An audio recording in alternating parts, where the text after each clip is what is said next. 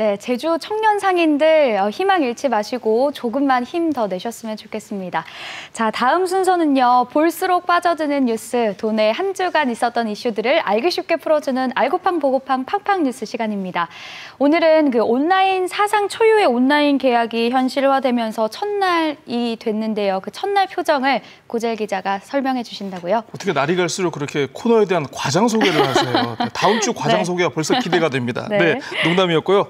우리가 보통 결과를 알 수 없는 일에 대해서 뭐 기대 반, 우려 반 이런 표현 많이 쓰지 않습니까? 지난주 소개를 해드렸지만 온라인 계약은 정말 말 그대로 우려 반이었습니다. 그래서 결국 고3 그리고 중3 학생들 오는 그 원격 수업 오늘부터 시작이 됐는데요. 이미 사전에 문제가 될 것이라고 예상됐던 스마트 기기 보급 문제에 대해서는 학생들 6,127명에 대해서 이제 기기 대여가 완료가 됐다고 하고요.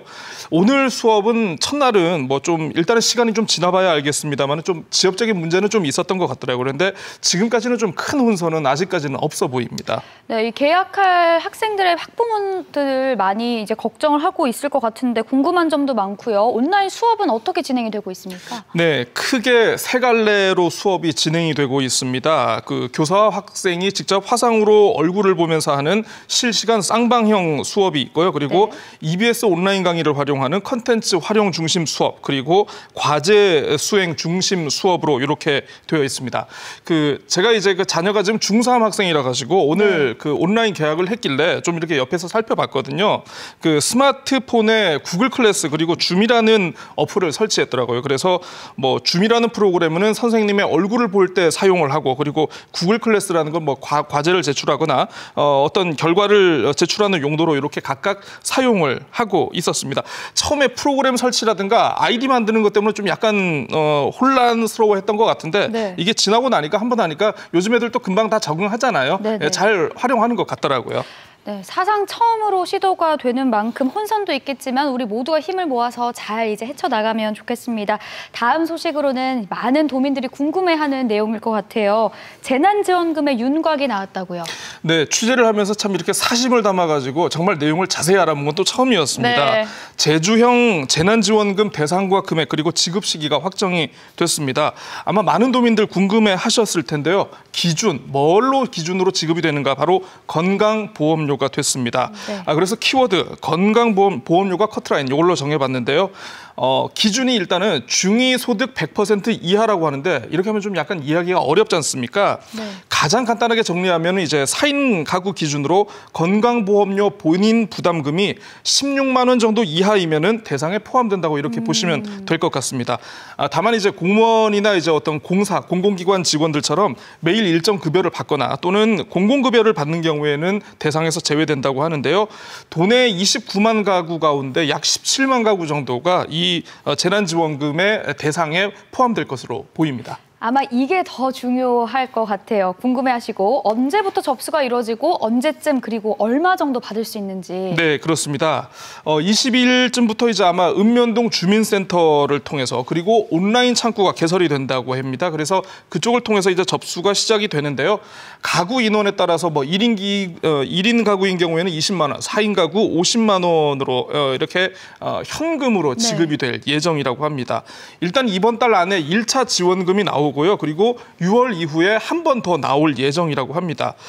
다음 달 지금 정부의 지원금이 나올 것으로 지금 예상이 되고 있지 않습니까? 여기에 투입되는 지방비를 고려하면은 제주도 입장에서는 모두 3차례에 걸쳐서 예산을 투입하는 셈이라고 볼 수 있습니다. 이 보험료가 지급 기준선이 되다 보니까 보험료를 좀 낮춰달라, 깎아달라는 요청이 많을 것 같거든요. 네, 그렇습니다. 시장에서 흥정하는 것도 아니고 참 보험료를 깎아달라는 게 어떻게 보면 좀 이상하게 느껴질 수도 있는데 이게 기준이 보험료가 되다 보니까 정말 절박하신 분들은 어쩔 수 없는 그런 상황인 것 같습니다. 그래서 이제 그 국민건강보험공단에는 방문객 그리고 이제 그 민원 전화가 걸려와가지고 뭐 문의 또는 깎아달라는 요청이 이어지고 있다고 합니다. 특히나 가장 문제가 되는 것은 뭐냐면요. 이 보험료 기준이 올해가 아니라 2018년 건강보험료 기준으로 정해지면서 이게 좀 많은 분들이 좀 어려움을 호소하고 있다라고 합니다. 그러니까 정말 어려운 거는 올해가 되어야 되는데 왜 재작년 기준으로 이 산정이 되는가에 대해서 좀 많은 분들 좀 문제 제기를 하시는 것 같습니다. 네, 제주뿐만 아니라 다른 지역에서도 사실 나오는 게 이 형평성 논란일 텐데요. 제주형 재난지원금이 정말 어려운 분들께 이 사각지대가 없이 잘 전달이 됐으면 좋겠습니다. 자, 다음 소식 한번 이어갈게요. 제주는 사실 유채꽃으로 굉장히 유명하잖아요. 네, 이 유채꽃 꽃밭 갈아엎고 있다는 내용이에요. 어떤 소식인가요? 네, 그 환상적인 유채꽃 그리고 벚꽃이 어우러지면서 한국의 아름다운 길 백선에 들어가는 녹산로라고 있습니다. 서귀포시 표선면 가실인데요. 대록산과 소록산을 길 옆에 끼고 있다고 해가지고 도로 이름이 녹산로라고 하는데요. 코로나19 확산 방지를 위해서 이 서귀포시가 이 녹산로 주변과 그리고 조랑말 공원 일원에 조성된 약 10헥타르 규모의 유채꽃밭을 말 그대로 이제 트랙터를 투입해가지고 갈아엎었다고 합니다. 그래서 세 번째 키워드는 일단 눈물의 유채꽃밭 이렇게 정해봤습니다.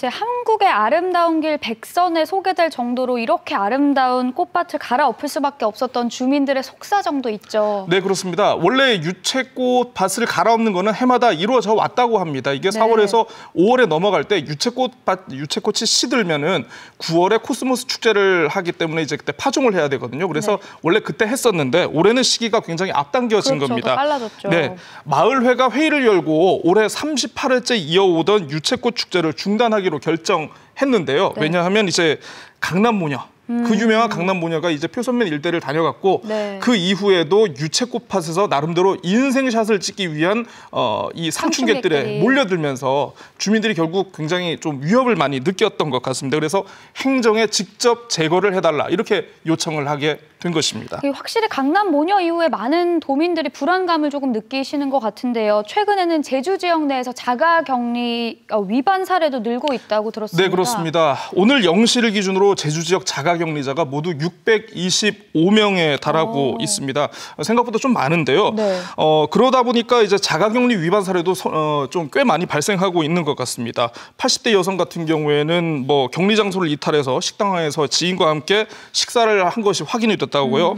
40대 남성 같은 경우에는 뭐 이제 휴대전화 요금, 미납 요금 내러 간다 그런 이유로 격리 장소를 이탈한 사실이 확인돼가지고 경찰이 지금 조사를 벌이고 있다라고 합니다. 네, 제주도가 일일 모니터링 그리고 불시 방문 등 이 자가격리자 관리를 대폭 강화하겠다 이렇게 밝혔는데요. 도민 모두가 긴장의 끈을 놓는 일이 없었으면 좋겠습니다. 자, 다음 소식은요. 내일부터 실시되는 사전투표 관련 소식입니다. 네, 그렇습니다. 4년마다 돌아오는 이제는 선택의 시간입니다.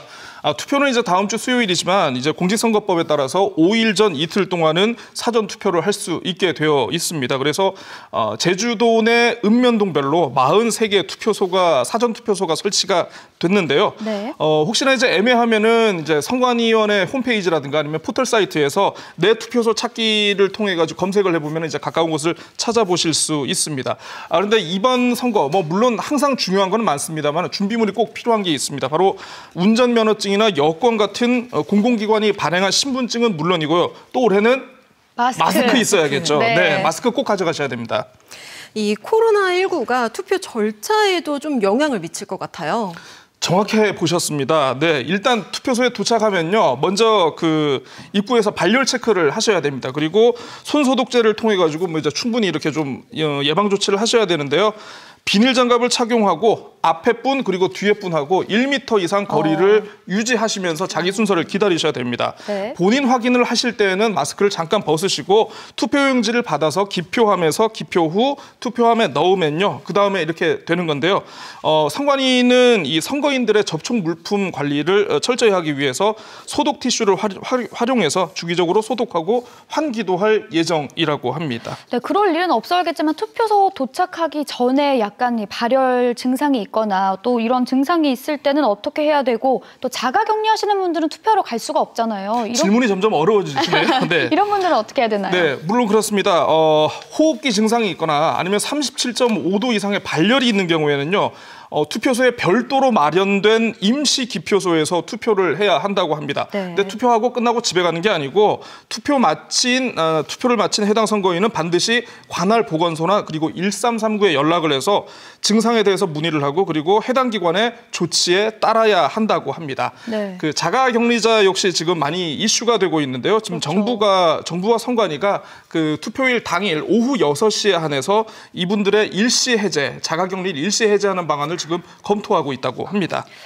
마지막으로 우리가 어떤 분들이 나오고 어떤 공약이 있는지를 알아야지만 투표를 할 수 있을 거잖아요. 그렇습니다. 참고할 수 있는 방법 어떤 게 있나요? 네, 선관위 홈페이지에 들어가 보면요. 정책 공약 알림이라고 있습니다. 후보별 공약이나 재산, 전과 기록 등 다 나와 있으니까 반드시 참고하시고 선택에 도움이 되셨으면 좋겠습니다. 네, 오늘 알고팡 보고팡 팡팡 뉴스 소식 여기까지 듣겠습니다. 고맙습니다.